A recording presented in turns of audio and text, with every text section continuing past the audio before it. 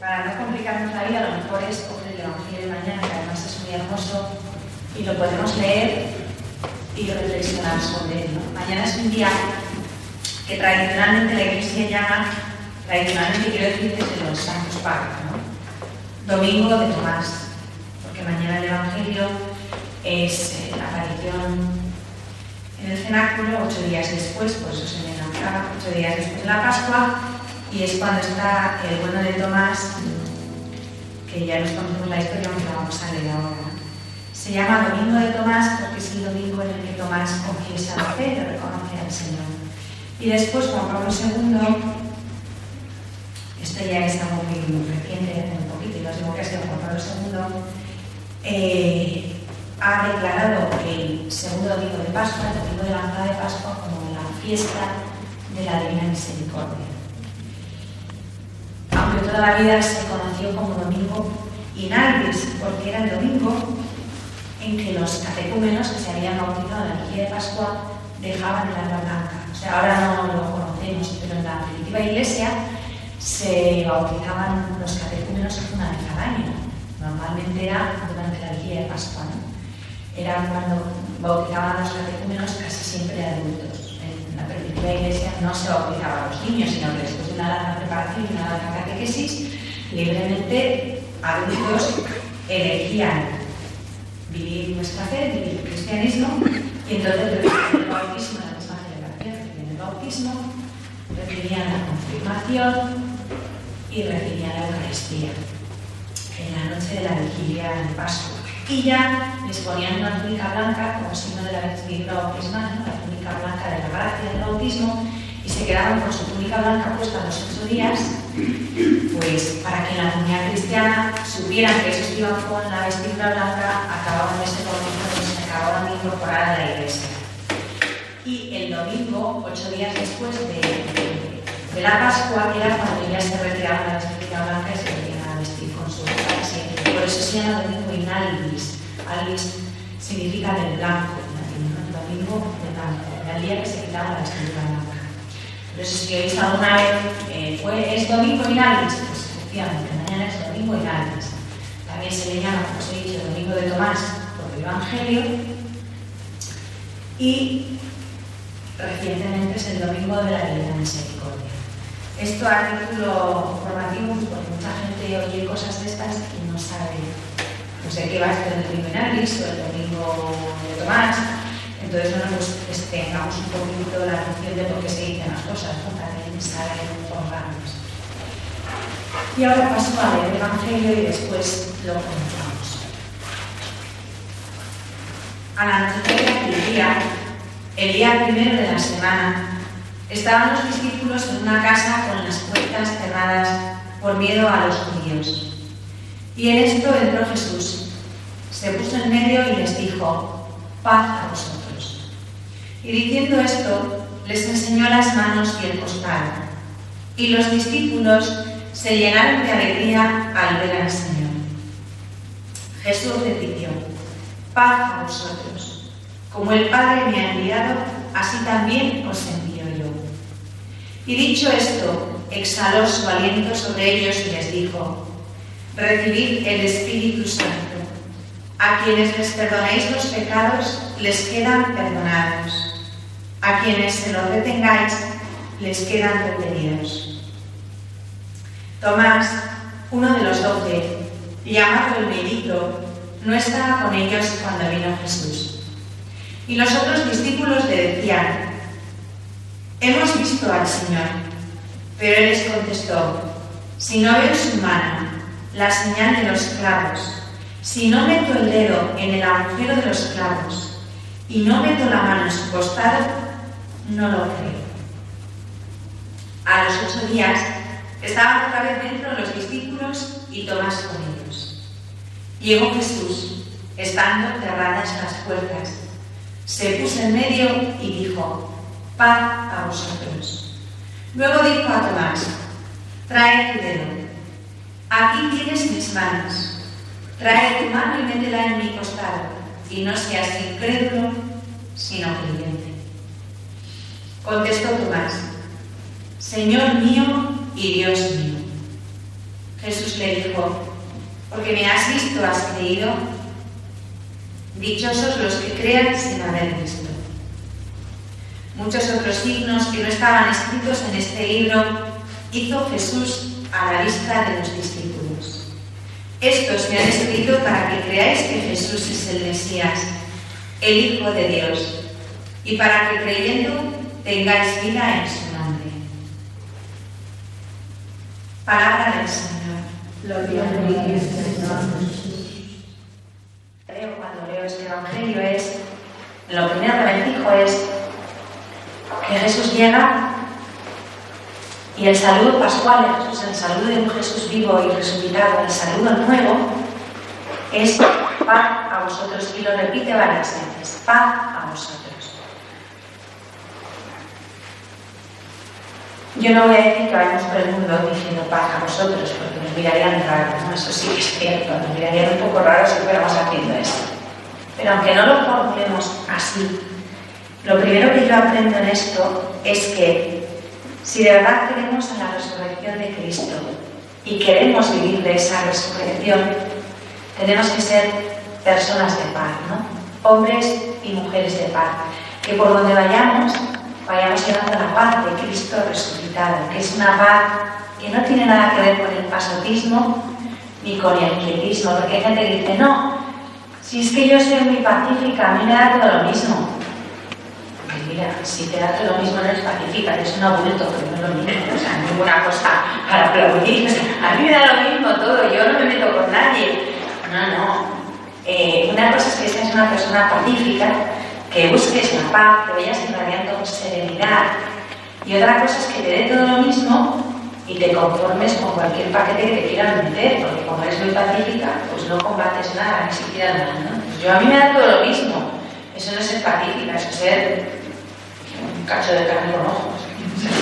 Entonces, no es una cuestión muy pascual estar en el mundo haciendo bulto, ¿no? O sea, si Jesucristo ha resucitado, tenemos que ir esparciendo su paz, pero eso no significa que tengamos que ser personas sin voluntad, sin resortes, sin energía, porque precisamente porque Él está vivo y está resucitado, tenemos que tratar de infundir su vida, ¿no? De mostrar lo que es la vida resucitada de Jesús, que es eso, ante todo es vida, o sea, es vitalidad. Él es el que viene y hace nuevas todas las cosas, renueva todo, y es lo que le tenemos que anunciar al mundo. Y eso se hace externamente, o sea, el Evangelio tampoco se anuncia mandobles y vamos, por un embudo se lo metes al que te lo encuentres, y como no lo recoja, cobra. No es eso.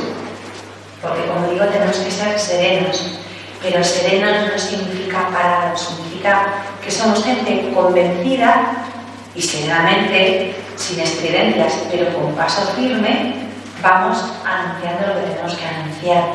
Generalmente, no de palabra, porque habrá pocas ocasiones en que tengamos la posibilidad de anunciar al Señor de palabra. Quizás sí, aquí por ejemplo podemos hablar libremente lo que queramos, pero no en todos los ambientes es posible, ¿no? Entonces muchas veces no podemos hablar de Jesús y lo que tenemos que hacer es mostrar a Jesús con nuestra vida, anunciar que Jesús está vivo, pero con nuestra vida, con lo que hagamos, ¿no? Con nuestras actitudes, con nuestro modo de comportarnos. Muchas veces simplemente con nuestra sonrisa, con un modo de vivir que haga que los demás se interroguen por qué yo actúo así, ¿no? Esta persona que radica es, siempre es cariñosa, siempre está dispuesta a ayudarnos, siempre está dispuesta a servirnos, no se enfada, es respetuosa, es cariñosa, es alegre, no protesta a todas horas por todo, no es pasota tampoco, no es indolente. Esta persona, ¿por qué es así? O sea, nuestra vida tiene que ser de tal manera que hagamos que los que están a nuestro alrededor se cuestionen por qué somos diferentes. Y cuando empiecen a cuestionarse por qué somos diferentes, a lo mejor algunos se atreven a preguntarnos lo de frente, será cuando a lo mejor es el momento oportuno de empezar a decir cosas, ¿no? A lo mejor también en momentos oportunos antes, porque cada caso es cada caso, cada situación habría que verla por separado, ¿no? Pero a mí sí que me ha pasado, a pesar de ser monja y vivir con hábito, que algunas veces he salido fuera y si intentas decir algo que tenga que ver con Jesús o con mi fe, pues hay que prepararse con el que mire, usted será lo que sea, pero a mí ese rollo no me va. Me pasa en alguna ocasión. Entonces, cuando te dicen eso, pues lo que tienes que hacer es, con mucha sencillez, con mucha humildad, sonreír, callarte y decir, vale, de acuerdo, respetar que al otro no le gusta a lo que tú eres. Pero eso no significa que tú dejes de ser lo que eres. Pues, vale, a este señor no le puedo decir nada en este tema porque me va a sacar las uñas, de hecho ya las está sacando. Y además es que le incomodo, luego tampoco se trata de imponerle las cosas a la fuerza, ¿no? Entonces, si yo sé que no puedo llegar a él así, me quedan dos caminos. Uno interior, que es el de rezar, el de orar por esa persona y pedir que Dios le vaya tocando el corazón. Y el otro es que no puedo hablar de Jesús, pues voy a mostrarle mi vida a Jesús, ¿no? Que vea en mí las actitudes, la vida, la ternura del corazón de Cristo, como es Él, ¿no? Que lo vea en mi vida, pues muchas veces no podemos hablar. Y me imagino que lo que os estoy diciendo os suena, ¿no? Muchas veces no se puede hablar directamente del Señor porque te sueltan los perros y entonces o la gente ya se refuta para siempre y ya no quiere volver a mirar a la cara nunca más y es contraproducente. Entonces, ¿qué hay que hacer en ese caso? Pues yo creo que lo que os estoy diciendo. ¿No puedo hablar de Jesús? Vale, pues les voy a hablar. Le voy a hablar a Jesús de ellos, eso es lo primero, y después les voy a enseñar a ellos cómo vive Jesús, ¿no? Y sí, quizás a veces no es fácil, porque uno se harta o porque luego vienen, pues cada uno tiene sus temperamentos, y puede ser, hay gente que es más abocada, más tímida, más cortada, hay gente que todo le da vergüenza, hay gente que vive muy agobiada que van a pensar de mí que quiero ser monja, hombre, no van a pensar de mí que quiero ser monja, si lo piensan tampoco es la verdad, pues que les van a decir que quiero ser otra cosa peor, ¿no? O sea, vamos a ver, es que si hago esto van a creer que quiero ser monja, hombre, no es tan gracioso ser monja, ¿no? O sea, hay cosas peores. O sea, que decir, pues que quieres ser una sinvergüenza, pero muy loco, pues vale, yo puedo entender que no quieras que piensen esto de ti. Es que yo no quiero que piensen que quieres ser monja. Vaya problema que tiene esta, es gravísimo. Si lo piensan, que lo piensen. En realidad, lo que piensen de nosotros nos tiene que importar poco. Eso es parte de la vida nueva resucitada que Jesús nos trae, ¿no? Y en ese predicar a Jesucristo, lo primero que tenemos que predicar, y más vosotros los que estáis fuera de aquí, ¿no? Fuera del ambiente del monasterio, porque yo soy consciente de que aquí dentro es todo bastante más fácil que afuera, ¿no? Que os veis, pues eso, como dice el Señor, os envío como ovejas en medio de lobos, que a veces es un ambiente muy perverso, no es fácil anunciar a Jesús, pero no podéis renunciar a anunciarle. Entonces, lo que sí tenéis que ser siempre es personas de paz, ¿no? Porque el saludo pascual de Jesús, lo hemos oído, lo repite creo en el mismo pasaje 3 o 4 veces, paz a vosotros, paz a vosotros. Jesús es el que nos trae la paz, y a la paz va unido el gozo, la alegría, el deseo de la entrega unido a la paz. Mirad, cuando se os plantea en la vida algo, que toda esa fuerza de agobios, esa fuerza de puños, con sobreponios, con sofocos, con desasosiego, yo os digo con seguridad que eso no es de Dios. Todo lo que viene con angustias, agobios y soponcios no suele ser de Dios, porque Dios no entra así en la vida de nadie. Dios entra siempre suavemente, con delicadeza, con cariño, intentando no molestar ni lastimar a nadie. Entonces Dios no nos crea ni neurosis, ni agobios, ni ansiedades, ni sobreponios. Si nos pasan todas las cosas, o son de nuestra cosecha, casi siempre. Son bolas mentales que nos hacemos y qué agobio, y piensas ver un castillo sin cimientos, porque no existe. Pero tú lo ves y es tremendo y cómo llegas ahí arriba y que te dicen que llegas ahí arriba, pero tú te montas una bola mental, tendrá un agobio que efectivamente te mueres. Y dices, es que yo cuando me convertí me entró un agobio. No, perdona, tú cuando te convertiste te hiciste una bola y te agobiaste. Pero el Señor no tiene la culpa, ¿no? No, porque al pobre, como no dice nada, le cargamos todo, ¿no? Es que a mí Dios me agobia. No, te agobias tú solo. Dios no agobia a nadie, Dios siempre trae la paz. Y otro de quien pueden venir los agobios es el demonio, que efectivamente no le interesa que nadie se vaya con el Señor, esté con él y viva pues una vida íntima y compartida con Jesús. Entonces, como no le interesa, uno de los modos de desajustar a la gente, descontrolarla, es agobiando, angustiando, quitando la paz. ¿Por qué insisto tanto en esto de la paz? Porque San Francisco de Sales, doctor de la Iglesia, la mitad de vosotros no sabéis ni quién es, pero yo digo que es una persona, es santo.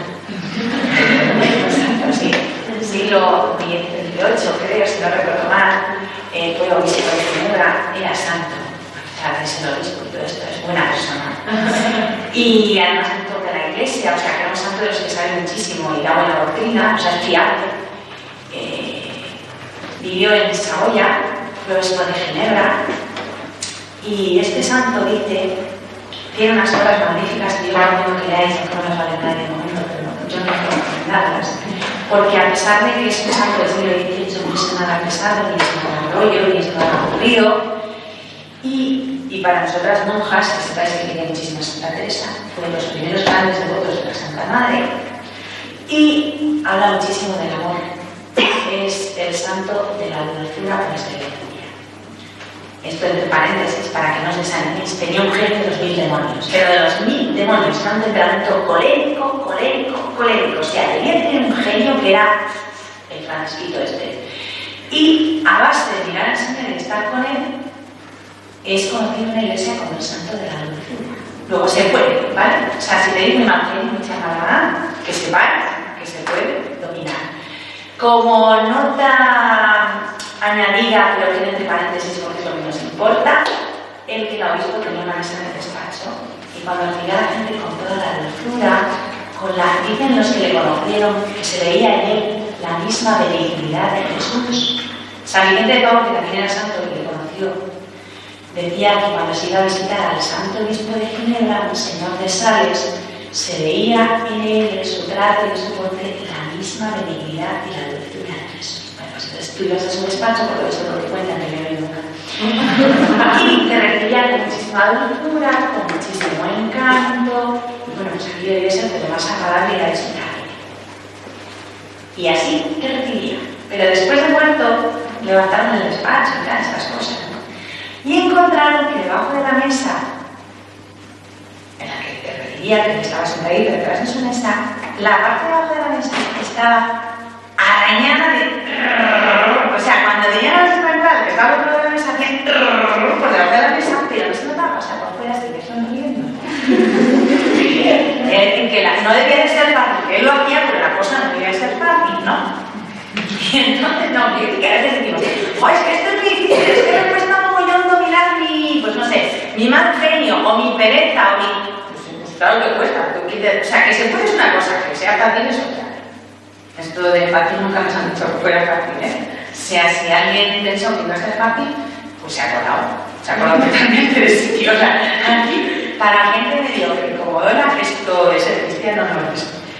Es para gente con ganas de currárselo, o no tiene ganas de currárselo, pero hay que currárselo, no tengas ganas, porque si no, es con un cierto esfuerzo, con un cierto tesón, que las cosas no salen solas. Entonces, ¿qué hace bien todo esto? Así es que yo me voy de una cosa a otra. Papá. Y pero ¿cómo le damos a Francisco de Sales de perdido?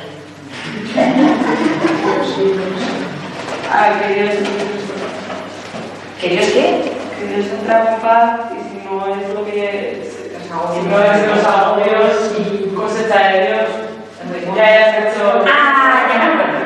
Es que San Francisco de Sales, a propósito de la paz, dice dos cosas muy importantes. Dice que lo más importante, lo más valioso que posee un alma en la vida espiritual es la gracia de Dios.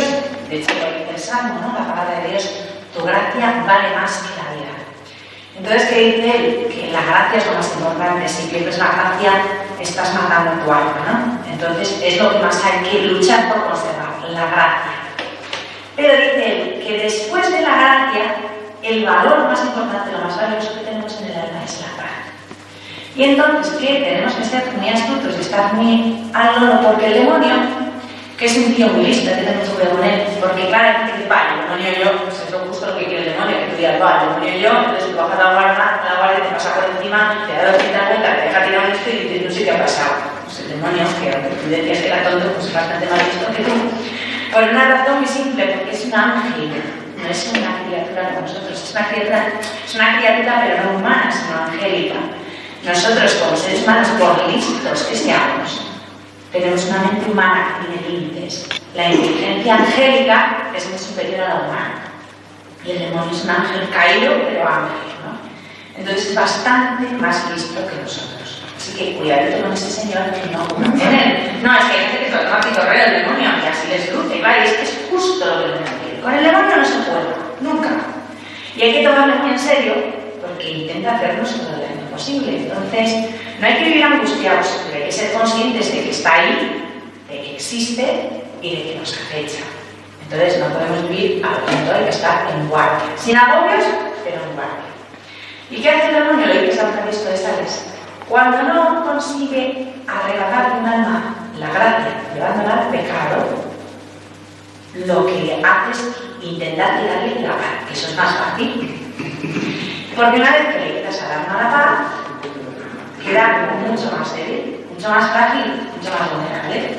Vamos a ver, si yo estoy serena, yo estoy tranquila, yo estoy serena, yo estoy tranquila, yo estoy en paz, mi cabeza piensa más o menos con normalidad.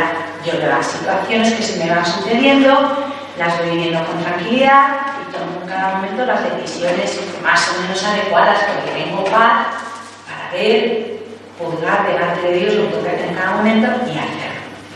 Y si hablo en mi caso concreto, una persona cualquiera, más o menos tiene una vida cristiana regular, con una recepción también regular de los sacramentos, y ya tiene una costumbre de vivir, pues normalmente, hombre, las entidades siempre están ahí, pero tú sabes ante una situación, esto está bien, está mal, ¿qué tengo que hacer? ¿Cómo tengo que reaccionar? Y normalmente evitamos el pecado, pero seguramente. Claro, si tú estás de los nervios, histérica, neurótica y con un agobio de tamaño natural, pues ya no estás tan lúcida y tan clarividente y te pueden meter muchos goles. Y el demonio te quita la paz para intentar meterte los goles, porque no tienes la misma capacidad de reacción y de defensa. Eso es de cajón, ¿no? Bueno, sí. Por eso dice San Francisco de Sales que después de conservar el alma la gracia, lo siguiente que es importante conservar es la paz. La paz es mucho más, a ver qué palabra pondría, mucho más, menos consistente que la gracia. O sea, es más fácil perder la paz que perder la gracia. Y por eso el demonio intenta turbar. O sea, uno de los deportes favoritos de este señor es chinchar, o sea, está tópico ahí que me pica, y que está tópico que me pica. Mientras está teniendo que me pica, te la está haciendo más grande, entonces hay que estar, que me pica, pues que pique, yo tranquilo.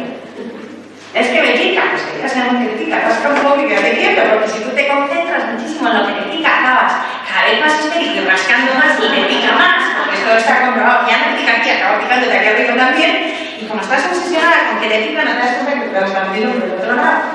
Es un ejemplo, si queréis, como muy tonto, pero es que la realidad de la vida es así. Es que me he obsesionado con que tengo un grano en la punta de la nariz.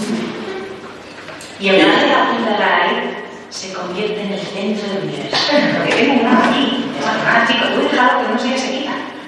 No toques, estate quieto. Pues nada, todo el mundo ahí tocando, mirando, y lo mejor es que la gente intenta mirarse el grano de la punta de la nariz.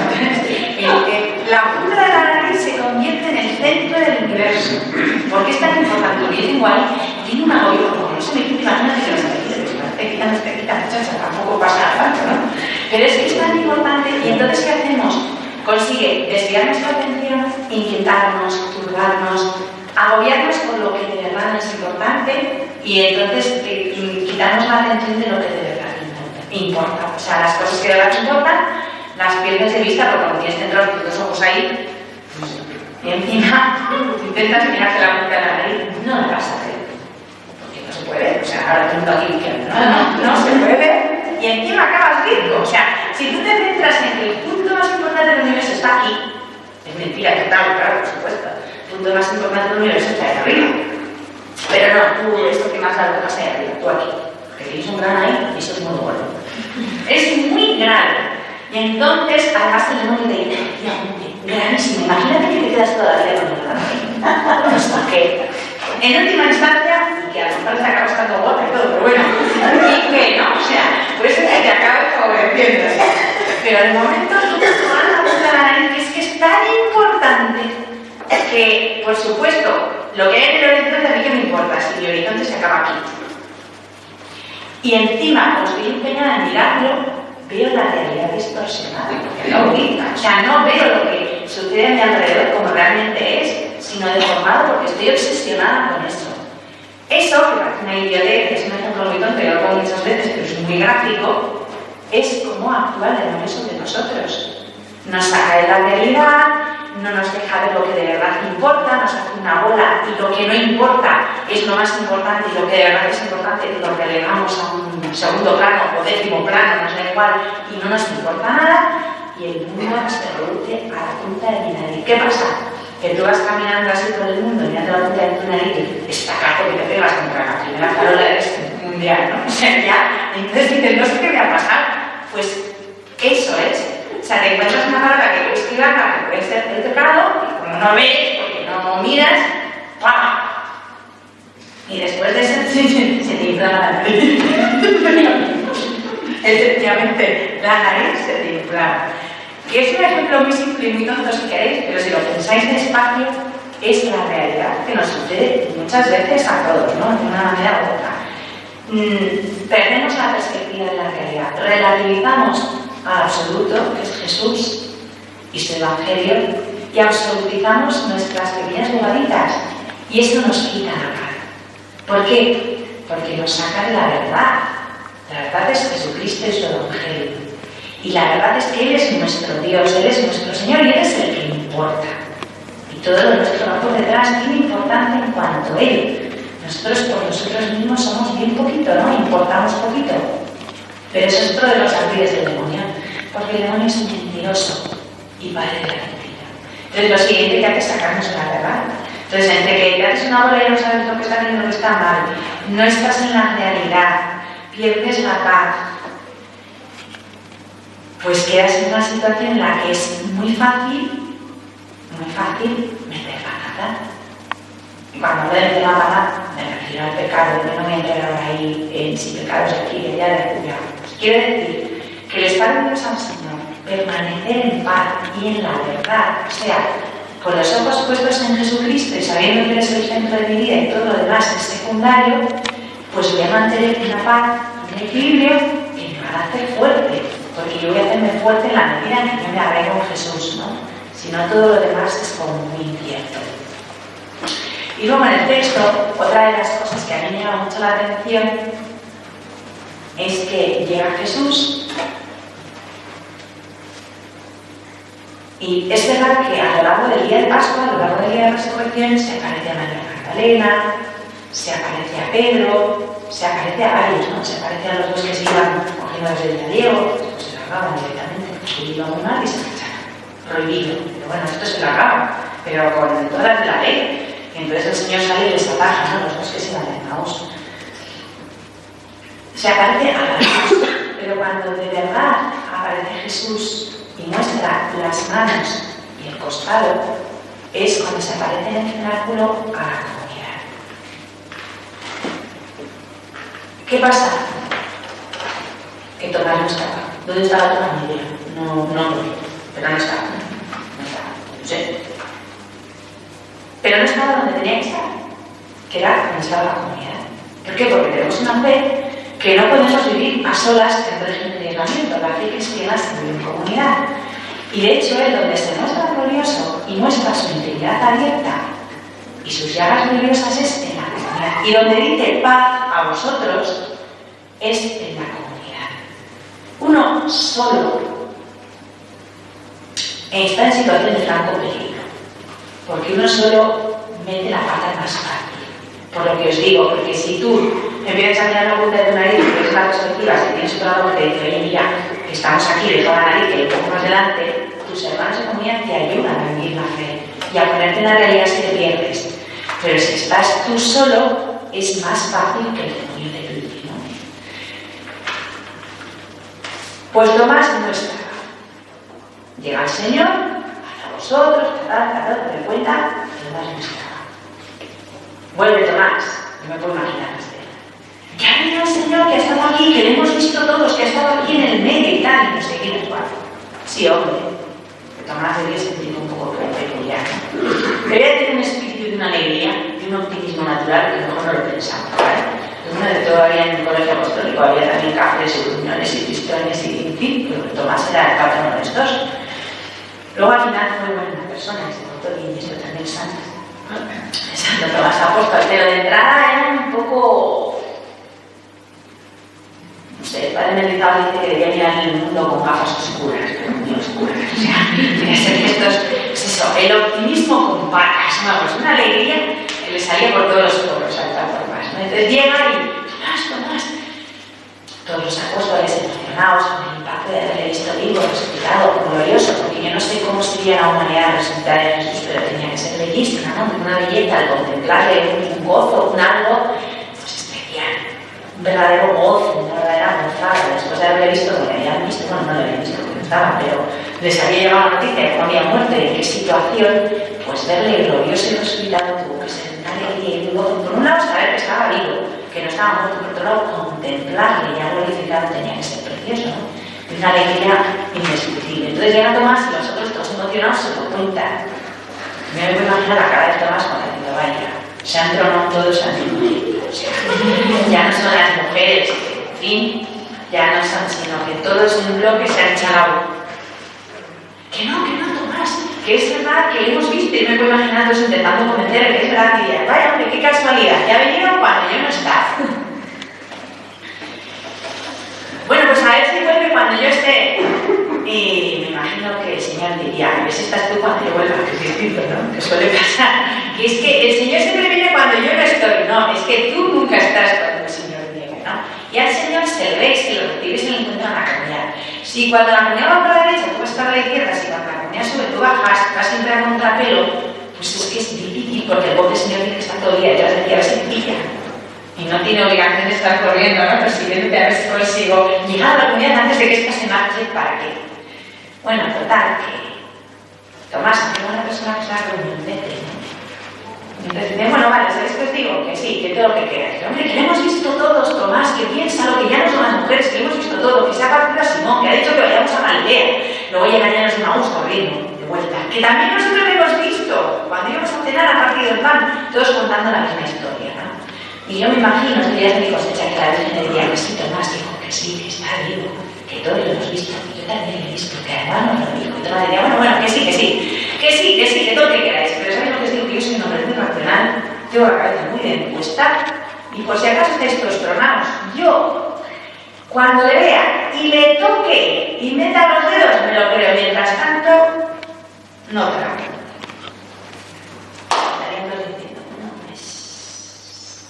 Yo me imagino esto, pero creo que tiene bastante real.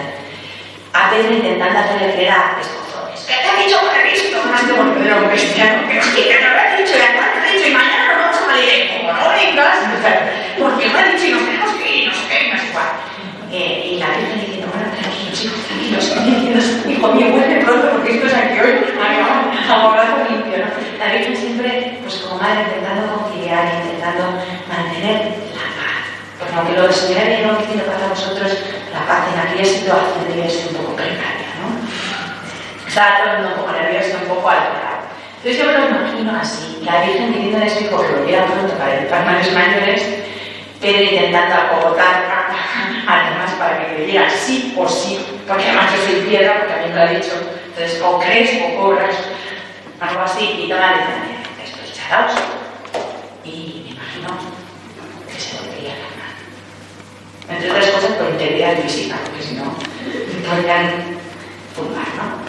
Y lo que es la condescendencia de Dios, la volvemos a encontrar, la paciencia de Dios, la condescendencia de Dios, que 8 días después, antes de que Tomás escape, a donde sea, a donde iba todos los días por él, que no estaban a comer, Jesús muere. Y me imagino que Tomás se quedaría a manos. Pues es verdad que y me imagino al Señor de Tomás. Bendito, que le ves, soy de verdad, soy fatal, ¿lo ves?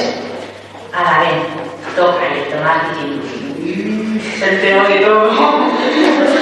¿Quién se lo ha soplado? Pues hombre, no se lo soplan, es aquello de que es Dios, y está con Dios, y resucitado, y oye, y todas estas cosas, ¿no?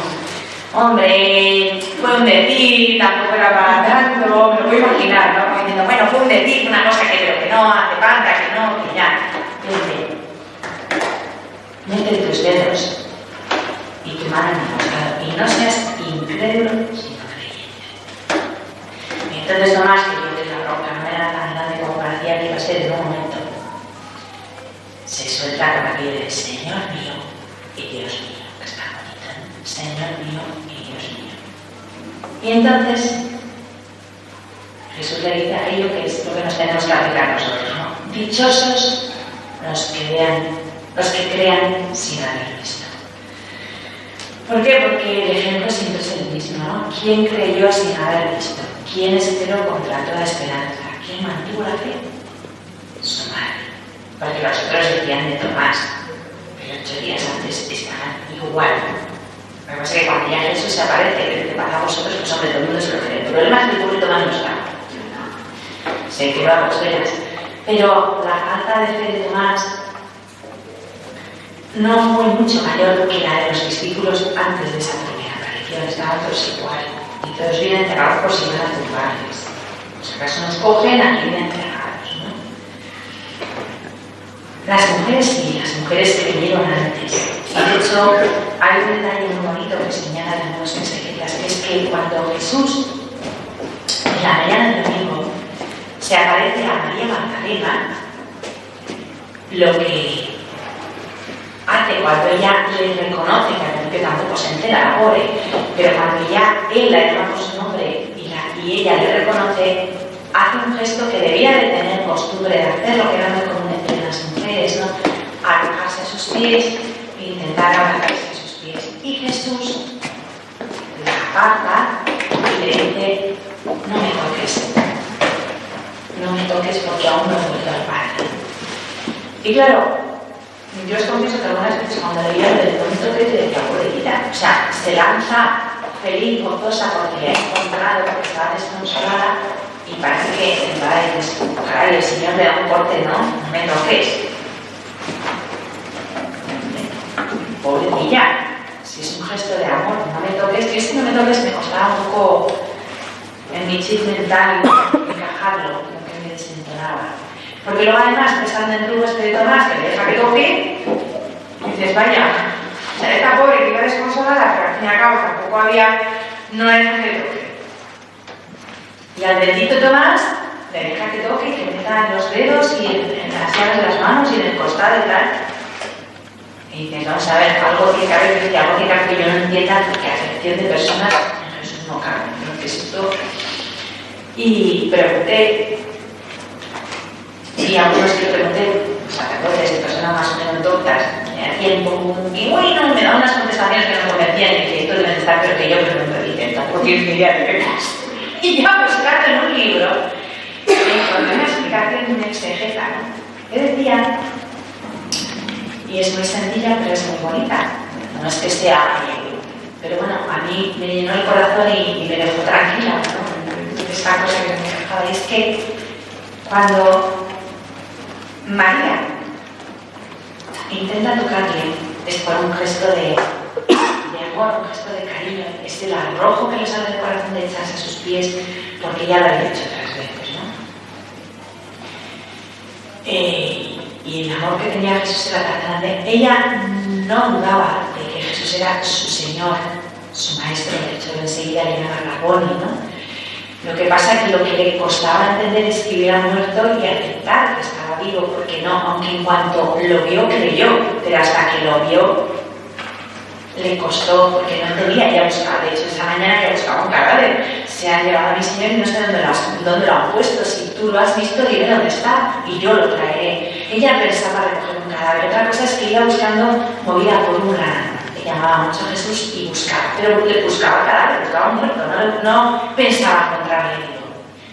Entonces, Jesús no la deja que le toque, pero por una razón, decía este exegeta, que me acuerdo del nombre, que ella no necesitaba tocar, porque ella creía.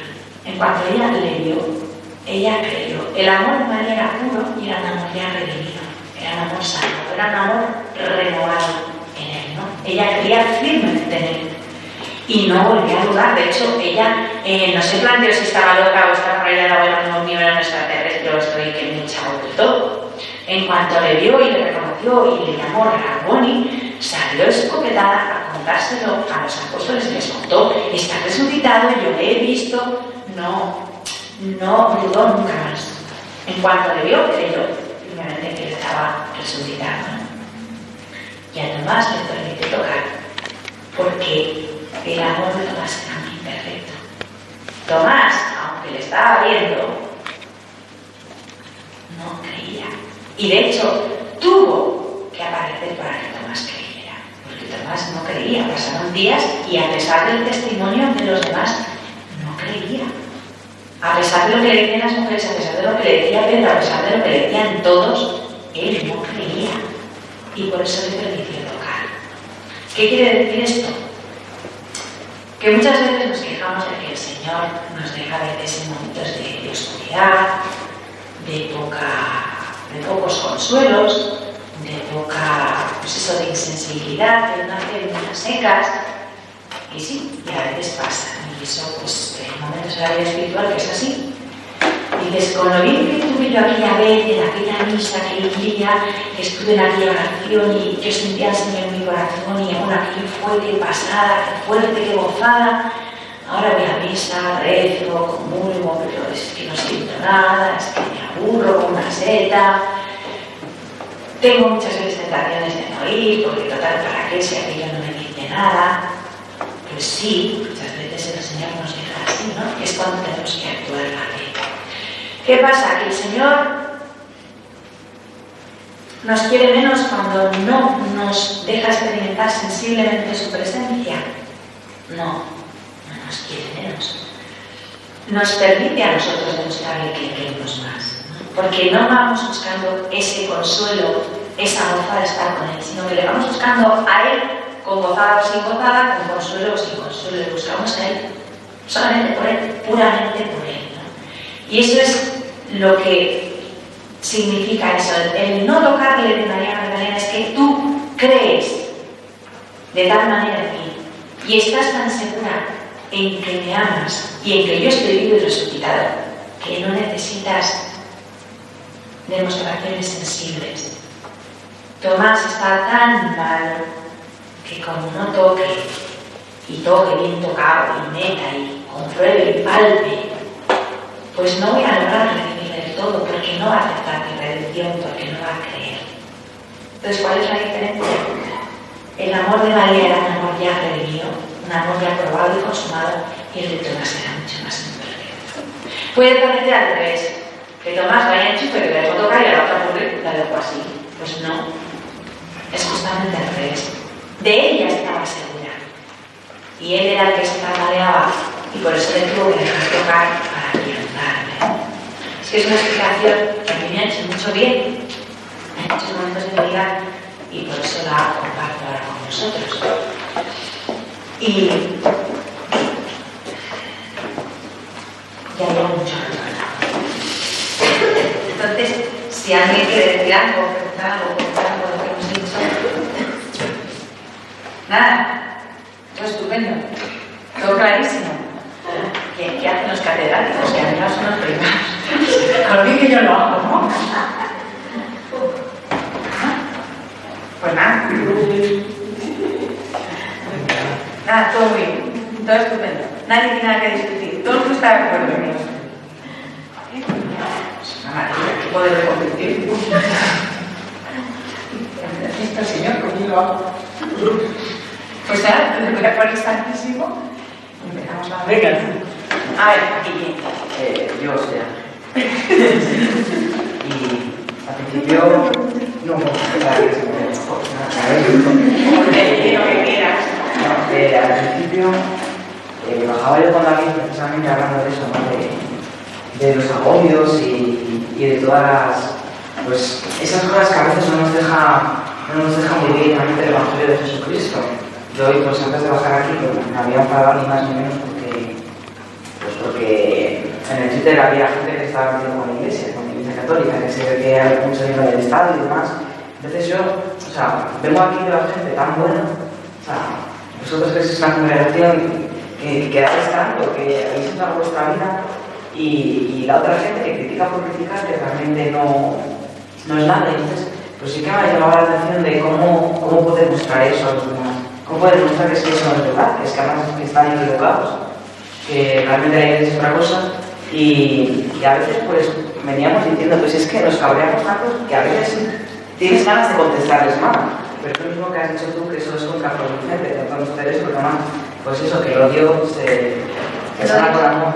Exacto, y el odio es solamente centrado. Pero ¿cómo puedes solucionar eso? Mira, primero asumiendo que mientras vivamos en esta vida, por ser iglesia nos van a perseguir. O sea, Jesús lo ha predicho.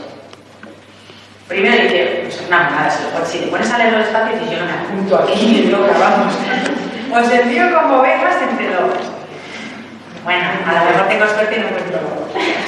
Pero bueno, no puedes ser optimista, ¿no? Vale. Después, cuando el mundo os odie, pensad que a mí me ha odiado primero. Sí, porque me van a odiar si no voy a hacer nada, ni me voy a meter con nadie, ¿no? Te quedas con Señor. Bueno, es que tú...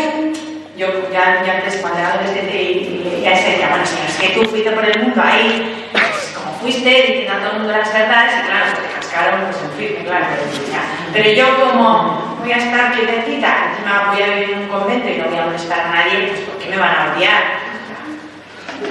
Cuando el mundo os odie, pensad que a mí me odiaron primero. Está predicho. O sea, no es que a lo mejor en una ocasión el mundo os odie. No. Cuando el mundo os odie, o sea, da por hecho y por resultado que nos van a odiar, pensad que a mí me odiaron primero. Vale. Y luego ya lo que es la bomba es cuando ves las bienaventuranzas y dices, pero ¿qué hago yo inscrita en este club? O sea, es que todo es como al revés, no entiendo nada, ¿no? Y bienaventurados cuando os persigan y os calumnien. Hombre, Señor, yo creo que más bien seré bienaventurado cuando tenga buena fama, cuando todo el mundo me respete, todo el mundo hable de mí, tal, cuando me persigan y calumnien, voy a ser bienaventurada. Bienaventurados los que lloran. Hombre, habrá que llorar, no hay que llorar, pero es mejor cuando nos riamos y si puede ser a carcajadas, ¿no? No, te dice que vas a ser bienaventurado cuando eres. Bienaventurados los que sufren. Claro, si ahora pues estaba empeorando, bienaventurado está bienaventurado. Y ya dices, bueno, bienaventurados los que buscan la paz, y jaja, y ya te mueres de risa porque la paz no la buscan en la cantadora. Entonces dices, ¿por qué esto al revés? Pues porque el Evangelio es así, o sea, la psicología de Dios y el plan de Dios es al revés que el del mundo. Entonces está predicho que nos van a perseguir siempre. Así que calma, cuando nos persigan es que todo va muy bien. Estamos en onda. El problema es cuando todo el mundo te alabe, te aplauda y diga que qué estupendo eres, entonces es cuando te tienes que empezar a preocupar porque probablemente no estés siendo un buen cristiano, ¿no? Un cristiano tiene que sufrir contradicción y llevar su cruz. Si no, no es cristiano. Sin cruz no se puede ser cristiano. Entonces, no asustarnos de que haya personas que persigan a la iglesia, aun dentro de la misma iglesia también. Porque encima creen que lo dicen también, ¿no? Llegará un momento en que los que les den muerte estarán creyendo que están dando culto a Dios. Y dices, bueno, eso ya es otra onda. Entonces, hay que contar con eso. No va a ser fácil y nos van a perseguir. Ahora, también tenemos que escuchar la segunda parte, ¿no? Que las puertas del infierno no prevalecerán contra ella. La iglesia va a ser eterna. La iglesia nació del costado de Cristo y todo lo que nace del costado de Cristo, pues va envuelto en sangre y agua. Entonces ella nació de ahí y para que ella naciera tuvo que morir. Entonces lo que no podemos pretender es ser cristiano. Yo soy cristiana, ¡guau! Total, una pasada, yo Jesucristo, no sé qué, pero de rositas. Pues no, es que no estoy inventado. O sea, mirad a nuestro rey, pero miradle crucificado. Es que el resto de la Pascua se nos puede ocurrir el rollo. Personas que no es que estén en contra de la iglesia, sino que hay que contar con que dentro de la misma iglesia siempre habrá personas que, llevados por su propio criterio o por sus ideologías, pues pueden estar en contra de una misma institución de la iglesia. y eso también entra dentro de lo posible. Pero vamos, que no te desesperes, pero si no te vas a pasar la vida desesperado. Tómatela un poco de filosofía, que no es eso, no se puede hacer. Es lo que digo. Que sí. Que de los avances en esos momentos te dan ganas, pues podrías abrir muchísimas cosas, y muchas veces el silencio que cuesta mucho, pues puede abrir. Jesús ante determinadas cosas lo dice claramente el Evangelio, se callaba. A mí me impresiona muchísimo, no sé si habéis reparado en la actitud de Jesús en la mañana del Viernes Santo cuando le llevan delante de Herodes. Es que no dice ni pum, nada, ni media palabra. Y Herodes se descuelga con aquello de está loco. Este hombre ha perdido el juicio, está absolutamente loco, ¿no? Fuera de sí. Jesús ante el pecado continuo, porque Herodes no es que fuera un pecado, es que era un pecador, o sea, había hecho del pecado su forma habitual de vida. Pues ante Herodes, que Jesús con Pilato habla, con los unos sacerdotes, con el Sanedrín, habla.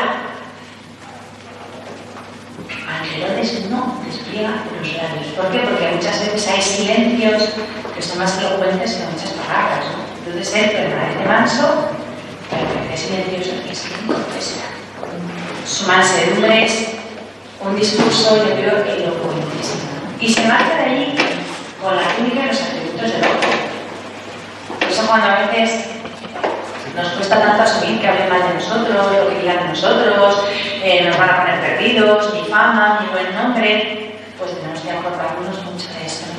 Que a él le tuvieron por ojo. O sea, fue parte de la ignominia, ¿no? O sea, ya no fue una sentencia de muerte, sino que fue pues eso, pisotearle en todos los órdenes. Entonces, a él, que era el Hijo de Dios y era la sabiduría increada, está loco, es un loco, es un hombre demente. Y él permanece manso. Y él hubiera tenido miles de millones de argumentos para callarse la boca a todos, pero vamos a hacer ahí. Y la palabra del texto no dice más. Entonces, pues nada, permanecer tranquilos, ya sabemos que nos van a zurrar hasta en el kilo de la boca, pero recibirlo con alegría.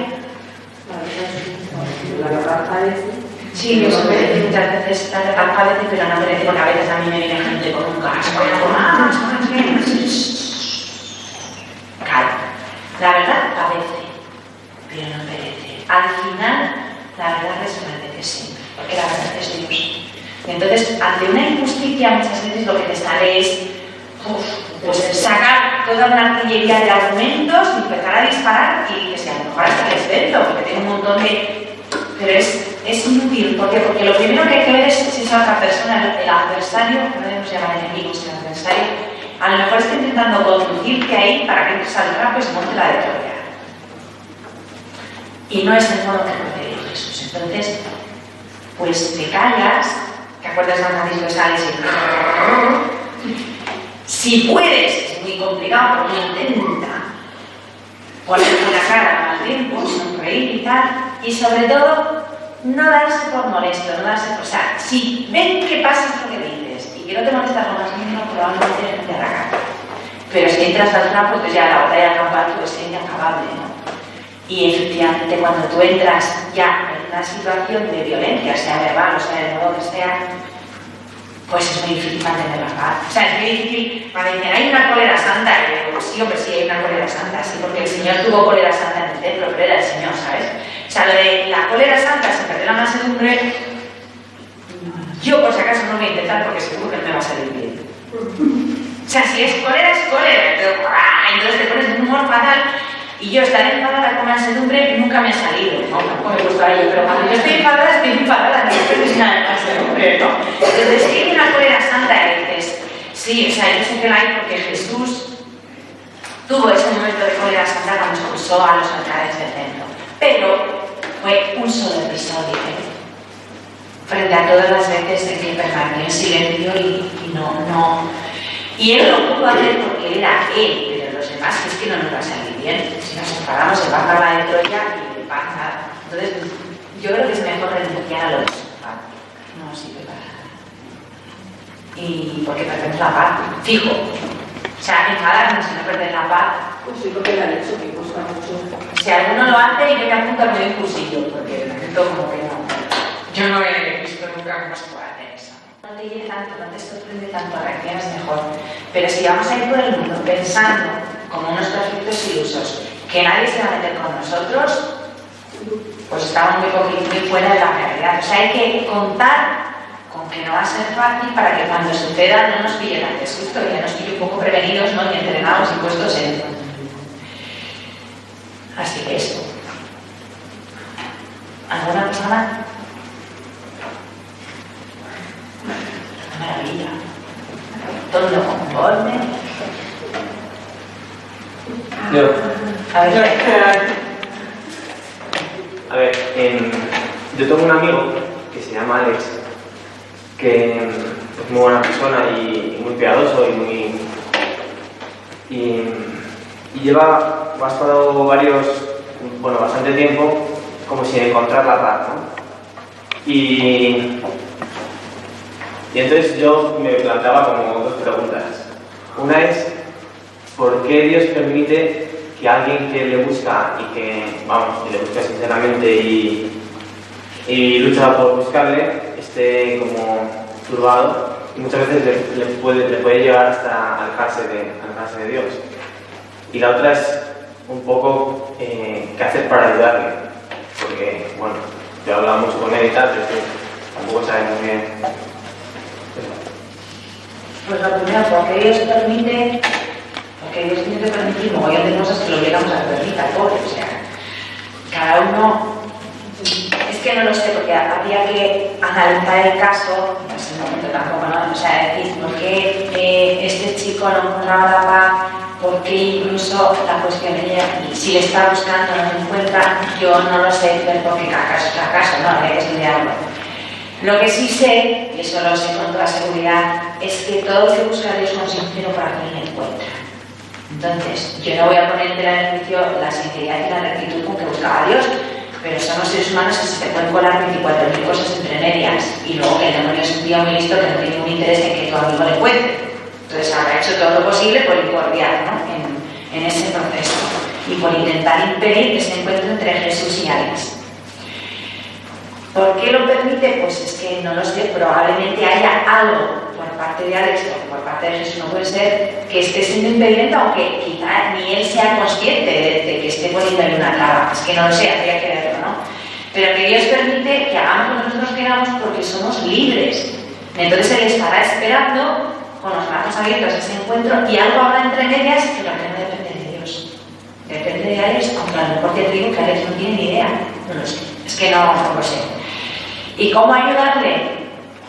Pues mira, lo primero es que vamos a ver siempre, lo primero y lo más eficaz siempre es la oración, que no se pierde nunca. Rezando por él y invitándole eso a una apertura sincera del corazón a Dios sin reservarse nada. Y que él mismo le pida al Señor que si hay algo que esté siendo obstáculo entre Jesús y él, que lo quite. O que le dé luz para verlo y poderlo quitar. O sea, que le dé luz, porque algo tiene que haber que esté siendo obstáculo y tiene que ser por parte de él, no por parte de Dios. Por parte de Dios no cabe. Yo lo único que se me ocurre es ayudarle de esa manera, rezando por él, pidiéndole luz a Dios para ver lo que sea, para ver la vida del exorcismo, la que sea, y seguir. O sea, y cuando veas que se va, pues a ver lo que se puede volver a llevar. O sea, un poco en plan persuasivo, un método de persuasión un poco... A veces está justificado. La tapas por el cuello porque te puedas para que no se aleje más. Más que nada porque cuando nos alejamos de Dios acabamos haciéndonos daño siempre, ¿no? O sea, tipo gas te la hagas por el cuello. Es que he dicho, ¡pah! Y ya está. Se trae un jueves. Trae un jueves, ya está, por ejemplo. ¿Qué estás aquí? Pues le invitas a tu casa, yo que sé, una cosa genial ahí. Te ilusiona tener estructura que es guay, que es un proyecto. Bueno, tú le traes, porque es una cosa única en España, y una vez en Valladolid, pues chico, una vez en Valladolid, te voy a llevar a rezar aquí a un sitio. Una vez en Valladolid dices, te voy a llevarte aquí a rezar a un sitio. Con esto más le dices que vais a tomar unas cervecillas y le traes. Pues que ya mismo, pero sí, hay que arreglarlo todo por todo. Ya está. Y verdad, o sea, cuando te encuentras con una situación así que no sabes cómo resolver, siempre lo más eficaz es la oración que no se puede nunca. No necesita nada visto hace poquito. Con su amiga del alma que no había manera humana, entonces tanto.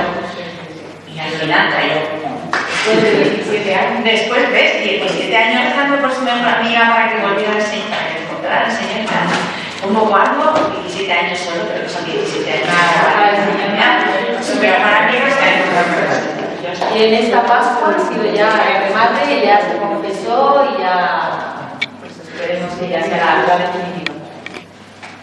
Que al final esa oración no es ni lo que le haga ni lo que le diga. Porque justo ha sido cuando yo estaba en el convento, yo pensaba de todas las veces que la estaba con ella, que la llevaba, la hablaba, la evangelizaba y tal, y yo pensaba que caería ahí, ¿no? Pero resulta que justo ahora que estoy en el convento es cuando tiene la conversión. Entonces, como que el Señor me ha enseñado que es Él el que lo hace. Que cuando Él quiere, cuando ese momento toca el corazón de la persona y la persona, pues quiere también libremente, ¿no? Ella ahora está en un momento en el que estaba muy abierta y también se ha dejado amar por Él, ¿no? Y encontrar por Él. En otro momento, pues no, yo por mucho que me empeñara, pues ya estaba en otras cosas, también ha tenido que vivir unas experiencias que te han hecho darse cuenta que lo importante no son las cosas de aquí, pues el trabajo, o las amistades que ha tenido, o las relaciones, todo eso pues al final cae sobre su propio peso y ella pues se dio cuenta que eso no le llenaba, ¿no? Pues al final pues lo ha encontrado en el Señor. Esperemos que el demonio no la...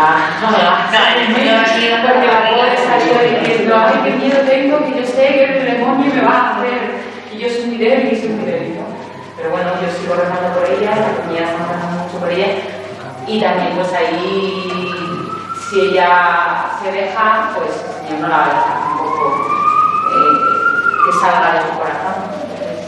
Pero vamos, para mí ha sido una experiencia muy reveladora, ¿no? Que es la oración, es lo que realmente en el fondo hace, o sea, que una persona se convierta, ¿no? Y llegue a conocer al Señor. O sea, que tú puedes también a través del testimonio, y ella también lo dice, ¿no? Que el testimonio también, pero yo con ella, la evangelización ha sido lo que menos he podido.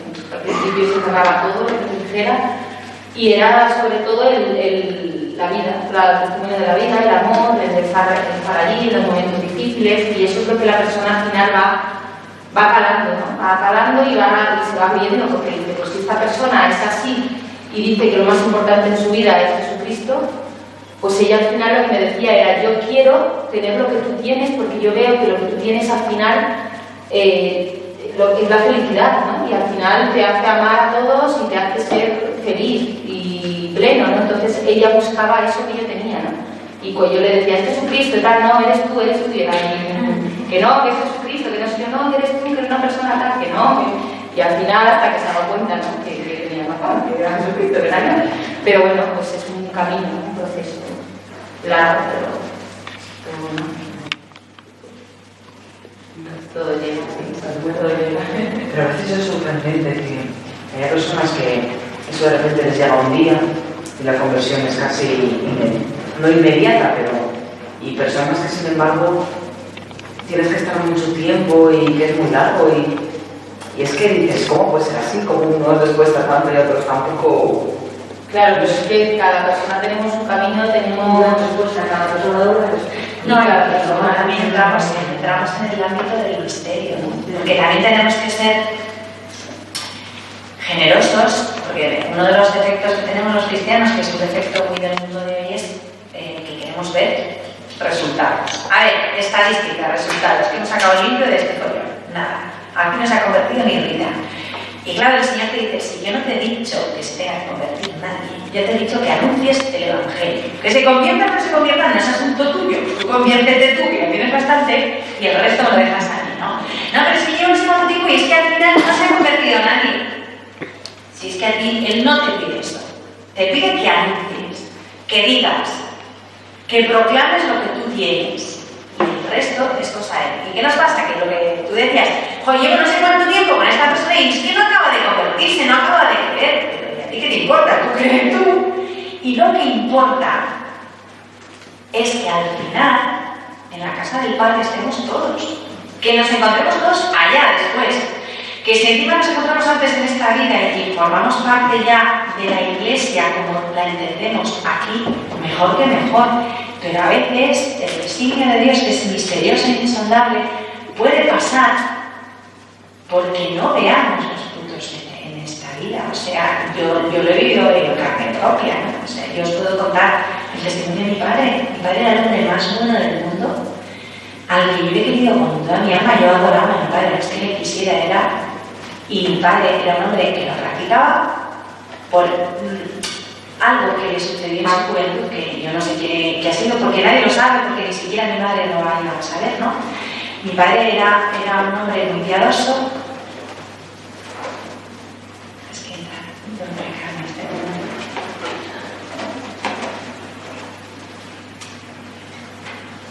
era un hombre muy piadoso, muy...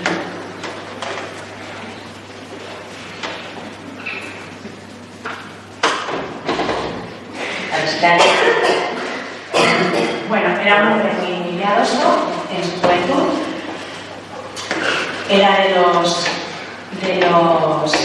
adoración nocturna, era de adoración nocturno. Y a los 17 años, poco después de morir mi abuelo, su padre, que murió de un cáncer, una enfermedad muy larga, cuando mi abuelo se encontró con mi padre era casi niño, tenía 14 años. Fueron 3 años de una enfermedad larga, un cáncer, tratado hace muchísimos años cuando no había los medios que hoy hay, después de mucho sufrimiento. Les llevó pues de estar en una situación económica más o menos bien a la ruina total, porque gastaron la vida por haber por intentar ponerle bien en médicos, en intervenciones, en todo. Mi padre tuvo que dejar de estudiar, ponerse a trabajar para ayudar con los gastos de las enfermedades de su madre. O sea, fue algo que le tronchó la vida, pero él era pues un chico alegre, piadoso, y él siguió. Y después de morir mi abuelo, no sabemos qué pasó porque nunca lo contó. Mi abuela no sabe. Y mi madre, cuando le conoció y se hicieron novios, ya había pasado y era un tema tabú del que no se podía hablar, y se han vuelto sin contarlo, ni mi madre no lo ha sabido nunca. Tuvo una experiencia negativa con alguien, yo sospecho que algún sacerdote o algo así, y cortó radicalmente. No quiso volver a pisar la iglesia, nunca más. Pero nunca más. Y él decía, yo no tengo nada en contra de Dios, pero no quiero saber nada de la iglesia, lo decía claramente, ¿no? Entonces lo que ya fue con él, la repanocha, fue que yo me hiciera monja y monja de clausura. Eso fue, es como un golpe bajo para él, ¿no? O sea, es como, no me cuesta cosa a mí, mi única hija monja y de clausura, ¿no? O sea, como... Pero él, aunque no lo entendía, él no lo entendió nunca, ¿eh? O sea, él se ha muerto sin entender mi vocación. Mi padre ha muerto hace 4 años, después de una enfermedad larguísima y muy penosa que llevaba también muy bien, con mucha alegría, en muy buen plan. Él se ha muerto sin entender que rayos estaba aquí, aceptando que estaba aquí porque yo era feliz, y él lo que quería era feliz, y él me veía feliz, pero no entendía que hacía yo aquí, que yo no estaba con él y con ellos, ¿no? Y bueno, yo he rezado por mi padre, os podéis imaginar, o sea, si alguien ha rezado por mi padre, si yo decía, bueno, pues ahora ya es el convento, esto va a ser... No.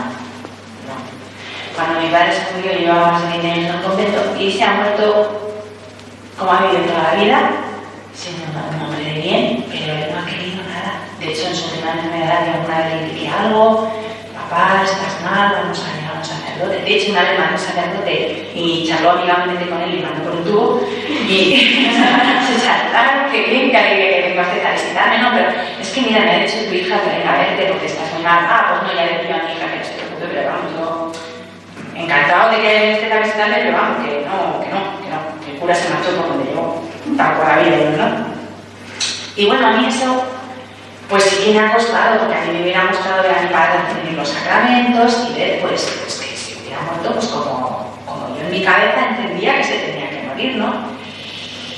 Y claro, pues un poco lo que decías, ¿tú lo que haces ahí? Pues nada, dejarlo, primero respetar la voluntad de las personas, ¿no?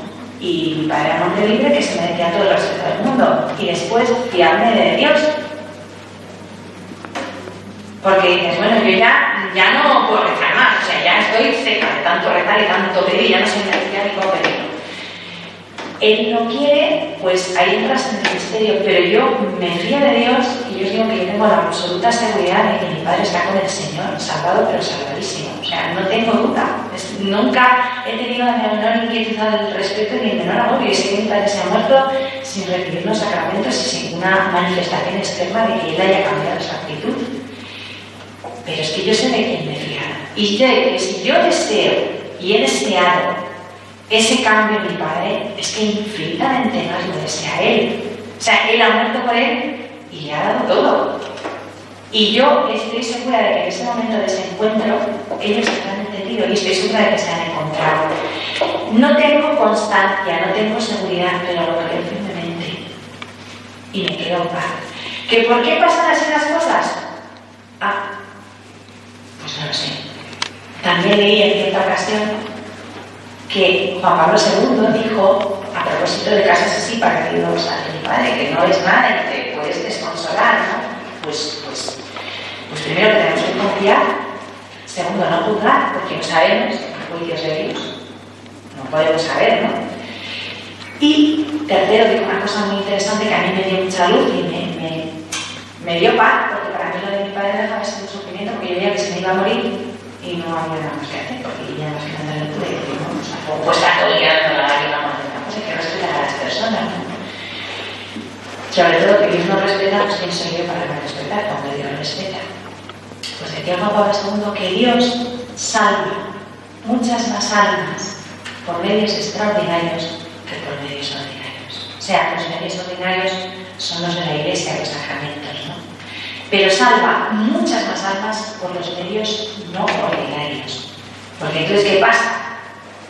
Que todas las personas que han vivido y viven ignorantes de Dios en todos los tiempos, si no reciben los sacramentos, Dios no, para que entiendan que Cristo no ha servido para ellos, pues habrá una manera misteriosa por la cual el Señor llegará a esas personas, yo estoy segura. Y a mí eso, que además lo dijo el Papa, no lo dijo cualquiera, pues me consoló mucho y me dio mucha paz. O sea, confiar en la bondad de Dios por encima de todo y en que Él no pierde cuidado de nadie y nos busca con verdadero tesón, con verdadero deseo, ¿no? Y a mí eso me da mucho, me da mucha paz. Os lo digo, porque no, con esto no estoy para nada despreciando nada, pero que no nos dejemos muchas veces llevar por las apariencias ni descorazonar. Aunque todo parezca en contra, tenemos que seguir confiando, ¿no? Y seguir creyendo en la bondad de Dios y en que Dios actúa en las almas. A propósito de lo que tú decías, José, es que estoy aquí batiendo en el cobre y yo no veo resultados. Si es que el que los tiene que ver es el Señor, y cuando lleguemos allá que no nos encontremos. Si no nos enteramos de qué va la fiesta entre medias, pues tampoco tenemos por qué enterar, tampoco lo que se nos pide. Y eso. ¿Nada más? ¿Nada más? Vale, pues entonces vamos a con el Señor porque